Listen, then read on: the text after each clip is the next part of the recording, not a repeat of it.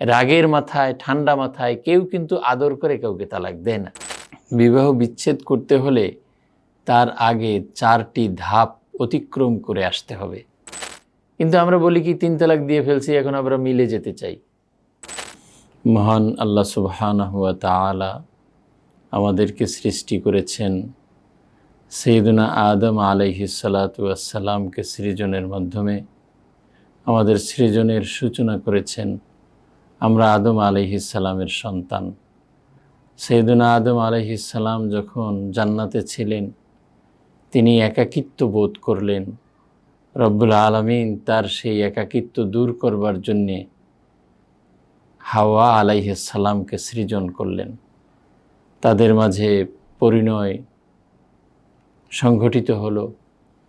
মাহরানা হিসেবে আল্লাহর হাবিব সাল্লাল্লাহু আলাইহি ওয়াসাল্লামের উপরে তিনি দুরূদ শরীফ পড়লেন। এইভাবেই পারিবারিক জীবন মানুষের শুরু হয়। একজন পুরুষ একজন নারীর মাধ্যমেই আল্লাহ সুবহানাহু ওয়া তাআলা এই আদম সন্তানদের ধারা জারি রেখেছেন। কিয়ামত পর্যন্ত এটি চলমান থাকবে। মানুষ পরিণত বয়সে বিবাহ বন্ধনে আবদ্ধ হবে, এটি হচ্ছে সুন্নত। রাসূল করিম সাল্লাল্লাহু আলাইহি ওয়াসাল্লাম তিনি এই ব্যাপারে উদ্বুদ্ধ করেছেন, উৎসাহ দিয়েছেন। এই পারিবারিক বন্ধন অনেক সময় এর মাঝে চিড় চলে আসে, বন্ধন ছিন্ন হয়ে যায়। আমরা সামাজিকভাবে এগুলো দীর্ঘদিন ধরে অবলোকন করে আসছি, যেটি মোটেই কাম্য নয়। কখনোই কেউ এই বন্ধনে আবদ্ধ হয় না যে ছিন্ন করবে এই উদ্দেশ্যে, এটি হওয়া উচিত নয়। আজকে আমরা জানব, যদি বিবাহ বিচ্ছেদ করতে হয় তাহলে আল্লাহ সুবহানাহু ওয়া তাআলা আমাদেরকে কি নির্দেশ দিয়েছেন। আল্লাহ সুবহানাহু ওয়া তাআলা আমাদেরকে বলেছেন, বিবাহ বিচ্ছেদ করতে হলে তার আগে 4টি ধাপ অতিক্রম করে আসতে হবে। 4টি ধাপের প্রথম ধাপ হলো ফাইজুহুন্না, তোমরা নারীদেরকে বুঝাও, তাদেরকে ওয়াজ করো, নসিহত করো, তাদেরকে বুঝিয়ে তাদের মাঝে যে সমস্ত অপছন্দনীয় বিষয় তোমরা অবলোকন করো সেগুলিকে মিনিমাইজ করার চেষ্টা করো। যদি এই প্রথম ধাপে কাজ হয়ে যায় তাহলে তো আর অসুবিধে নেই। যদি প্রথম ধাপে কাজ না হয় তাহলে কোরআন মাজিদ দ্বিতীয় ধাপের কথা বলেছে, ওয়াহজুরুহুন্না ফিল মাদাজিয়া, বিছানায় তাদেরকে ত্যাগ করো। বিছানায় আলাদা, একই বিছানায় ভিন্ন দিকে মুখ করে তোমরা শয়ন করো। তাহলে স্ত্রীরা এটি অনেক সময় তাদের কাছে কষ্টের কারণ হয়। যখন সে বুঝতে পারবে যে আমার আচরণের কারণে, আমার কাজের কারণে স্বামী আমার উপরে নারাজ হয়ে আরেকদিকে ফিরে রাত্রি যাপন করছে অথবা আলাদা বিছানায় রাত্রি যাপন করছে, তখন নিজের ভুলটা সে বুঝে ফিরে আসবে এবং তাদের পারিবারিক স্বাভাবিক জীবন আবার তারা সুন্দরভাবে লিড করতে পারবে। যদি এর মাধ্যমেও সমাধান না হয় তাহলে কোরআন মাজিদ বলেছে তৃতীয় ধাপে যেতে। তৃতীয় ধাপ হচ্ছে ওয়াদরিবুহুন্না দারবান গাইরা মুবাররাহিন, তাদেরকে আঘাত করো তবে মৃদু আহার, মৃদুভাবে আহার করো, এমন মৃদুভাবে প্রহার করো। এমন প্রহার তাদেরকে করা যাবে না যাতে আঘাত বা ক্ষত হয়ে যায়। শারীরিকভাবে এভাবে আঘাত করা এর কোনো সুযোগ নেই। আল্লাহ তাআলা বলেছেন গাইরা মুবাররাহিন, মৃদু প্রহার তোমরা করো। এই তৃতীয় ধাপেও যদি স্ত্রী স্বামীর অনুকূল না হয় এবং তাদের পারিবারিক বন্ধন রক্ষা করা সম্ভব না হয় তাহলে কোরআন মাজিদ চতুর্থ ধাপের কথা বলেছে, ফাবাসু হাকামাম মিন আহলিহি ওয়া হাকামাম মিন আহলিহা, স্বামীর পক্ষ থেকে তার পরিবারের একজন দায়িত্বশীল এবং স্ত্রীর পক্ষ থেকে একজন দায়িত্বশীল দুজন সালিশ করবে। সালিশ করে তারা আলোচনা করে যে সমস্ত সমস্যা তারা ফাইন্ড আউট করবে, স্বামীর পক্ষের যিনি তিনি স্বামীকে বুঝাবেন, স্ত্রীর পক্ষের যিনি তিনি স্ত্রীকে বুঝাবেন, এভাবে আলাপ আলোচনা করে তারপরে একটা সমাধানের পথ বেরিয়ে আসবে। এই 4টা ধাপ অতিক্রম করার আগে তালাক দেবার কোনো সুযোগ নেই। এই 4টা ধাপ যদি কেউ অ্যাপ্লাই করে তাহলে কখনোই কোনো ব্যক্তিকে তালাক পর্যন্ত যেতে হবে না।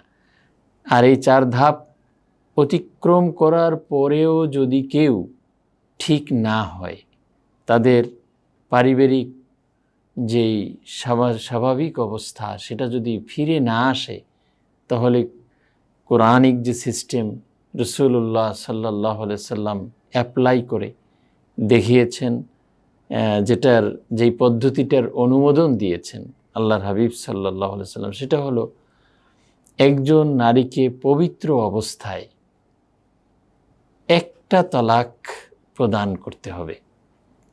কখনোই 2 তালাক, 3 তালাক অথবা তার গোষ্ঠী সহ তালাক অথবা শত শত তালাক, মানে রাগের মাথায় এত বেশি তালাকের কথা আমরা বলি, যেটা খুবই দুঃখজনক। পরে আবার গিয়ে বলি আমি 3 তালাক দিয়ে ফেলেছি। এই 3 তালাক দেয়া এটা হচ্ছে বেদাত।